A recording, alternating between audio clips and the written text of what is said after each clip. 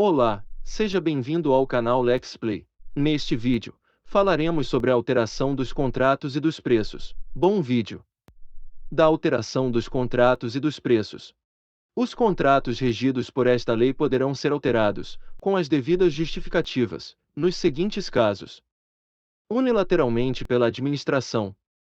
Quando houver modificação do projeto ou das especificações, para melhor adequação técnica a seus objetivos.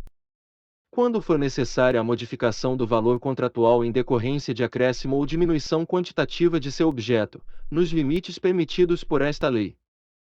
Por acordo entre as partes. Quando conveniente a substituição da garantia de execução. Quando necessária a modificação do regime de execução da obra ou do serviço, bem como do modo de fornecimento, em face de verificação técnica da inaplicabilidade dos termos contratuais originários. Quando necessária a modificação da forma de pagamento por imposição de circunstâncias supervenientes, mantido o valor inicial atualizado e vedada a antecipação do pagamento em relação ao cronograma financeiro fixado sem a correspondente contraprestação de fornecimento de bens ou execução de obra ou serviço. Para restabelecer o equilíbrio econômico-financeiro inicial do contrato em caso de força maior, caso fortuito ou fato do príncipe ou em decorrência de fatos imprevisíveis ou previsíveis de consequências incalculáveis, que inviabilizem a execução do contrato tal como pactuado, respeitada, em qualquer caso, a repartição objetiva de risco estabelecida no contrato. Se forem decorrentes de falhas de projeto, as alterações de contratos de obras e serviços de engenharia ensejarão apuração de responsabilidade do responsável técnico e a adoção das providências necessárias para o ressarcimento dos danos causados à administração.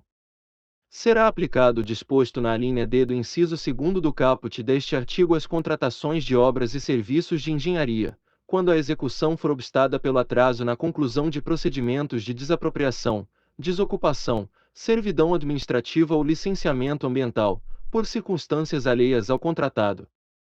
Nas alterações unilaterais a que se refere o inciso 1º do caput do artigo 124 desta lei, o contratado será obrigado a aceitar, nas mesmas condições contratuais, acréscimos ou supressões de até 25% do valor inicial atualizado do contrato que se fizerem nas obras, nos serviços ou nas compras, e, no caso de reforma de edifício ou de equipamento, o limite para os acréscimos será de 50%. As alterações unilaterais a que se refere o inciso 1º do caput do artigo 124 desta lei não poderão transfigurar o objeto da contratação. Se o contrato não contemplar preços unitários para obras ou serviços cujo aditamento se fizer necessário, esses serão fixados por meio da aplicação da relação geral entre os valores da proposta e o do orçamento base da administração sobre os preços referenciais ou de mercado vigentes na data do aditamento, respeitados os limites estabelecidos no artigo 125 desta lei. Nas contratações de obras e serviços de engenharia, a diferença percentual entre o valor global do contrato e o preço global de referência não poderá ser reduzida em favor do contratado em decorrência de aditamentos que modifiquem a planilha orçamentária. Nas alterações contratuais para supressão de obras, bens ou serviços, se o contratado já houver adquirido os materiais e os colocado no local dos trabalhos, estes deverão ser pagos pela administração pelos custos de aquisição regularmente comprovados e monetariamente reajustados, podendo caber indenização por outros danos eventualmente decorrentes da supressão, desde que regularmente comprovados. Caso haja alteração unilateral do contrato que aumente ou diminua os encargos do contratado, a administração deverá restabelecer, no mesmo termo aditivo, o equilíbrio econômico-financeiro inicial.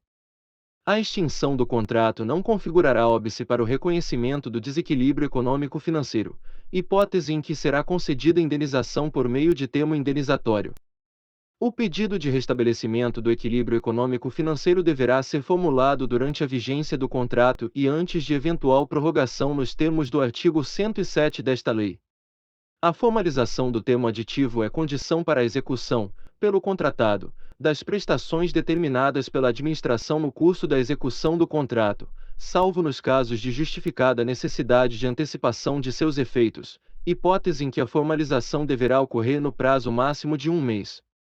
Nas hipóteses em que for adotada a contratação integrada ou semi-integrada, é vedada a alteração dos valores contratuais, exceto nos seguintes casos: para restabelecimento do equilíbrio econômico-financeiro decorrente de caso fortuito ou força maior, por necessidade de alteração do projeto ou das especificações para melhor adequação técnica aos objetivos da contratação, a pedido da administração, desde que não decorrente de erros ou omissões por parte do contratado, observados os limites estabelecidos no artigo 125 desta lei.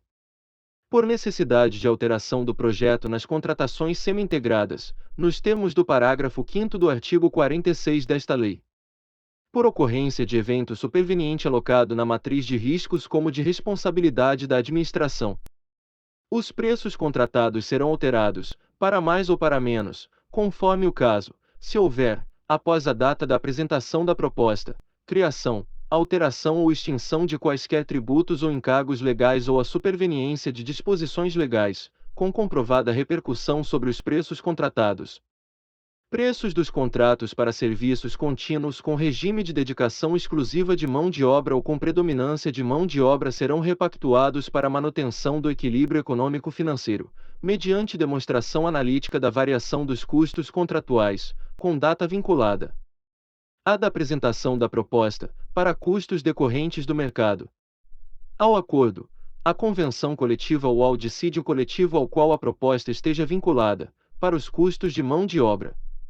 A administração não se vinculará às disposições contidas em acordos, convenções ou dissídios coletivos de trabalho que tratem de matéria não trabalhista, de pagamento de participação dos trabalhadores nos lucros ou resultados do contratado, ou que estabeleçam direitos não previstos em lei, como valores ou índices obrigatórios de encargos sociais ou previdenciários, bem como de preços para os insumos relacionados ao exercício da atividade. É vedado a órgão ou entidade contratante vincular-se às disposições previstas nos acordos, convenções ou dissídios coletivos de trabalho que tratem de obrigações e direitos que somente se aplicam aos contratos com a administração pública. A repactuação deverá observar o interregno mínimo de 1 ano, contado da data da apresentação da proposta ou da data da última repactuação. A repactuação poderá ser dividida em tantas parcelas quantas forem necessárias, observado o princípio da anualidade do reajuste de preços da contratação, podendo ser realizado em momentos distintos para discutir a variação de custos que tenham sua anualidade resultante em datas diferenciadas, como os decorrentes de mão de obra e os decorrentes dos insumos necessários à execução dos serviços. Quando a contratação envolver mais de uma categoria profissional, a repactuação a que se refere o inciso 2º do caput deste artigo poderá ser dividida em tantos quantos forem os acordos, convenções ou dissídios coletivos de trabalho das categorias envolvidas na contratação. A repactuação será precedida de solicitação do contratado, acompanhada de demonstração analítica da variação dos custos, por meio de apresentação da planilha de custos e formação de preços, ou do novo acordo, convenção ou sentença normativa que fundamenta a repactuação. Registros que não caracterizam alteração do contrato podem ser realizados por simples apostila, dispensada a celebração de termo aditivo, como nas seguintes situações: variação do valor contratual para fazer face ao reajuste ou à repactuação de preços previstos no próprio contrato.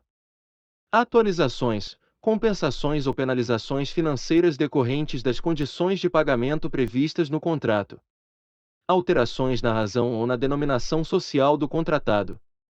Empenho de dotações orçamentárias. Parabéns! Você concluiu mais um vídeo. Obrigado e até breve.